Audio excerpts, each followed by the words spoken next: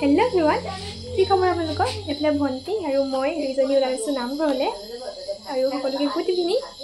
যিহেতু ভাদ মাহ চলি আছে, সেইবাবে ভকতসকলে নামঘৰত ভাগৱত পাঠ কৰি আছে আৰু আমাৰ ঘৰৰ মানুহখিনিয়ে তাকে ভকতসকলক চাহ দিবলৈ যাওঁ বুলি ওলাইছে আৰু এইফালে ভিতৰত মাহেঁত ববুহেঁত ওলাইছে, তাকো অকণমান দেখুৱাম। ভিডিঅ'টো স্ক্ৰীনকৈ চাব দেই।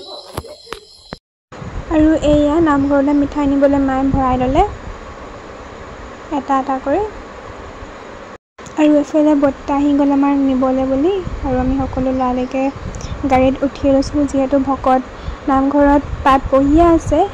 আৰু এইফালে এতিয়া আমি নামঘৰ আহি পাই গ'লোঁ। মায়ে গাড়ীৰ পৰা বস্তুবোৰ উলিয়াইছে।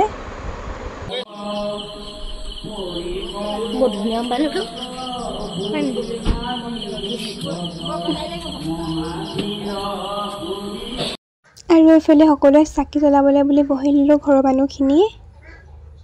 তাৰপিছত আমাৰ ইয়াত চাহ দিলে, ভকতসকলক দিয়াৰ পিছত আমি ঘৰৰখিনিয়ে চাহ খাইছোঁ পূৰা। এইফালে বৰমাহঁতে চাহ দি আছিলে যে, সেইকাৰণে একেবাৰে শেষত বহি পিনে খাই ল'লে। তাৰপিছত আকৌ আৰু এজনৰ ঘৰৰ পৰা মানে এনেকৈ ৰুটি দিছিলে ভকতসকলক, সেয়াও আমি খালোঁ কৰিলোঁ।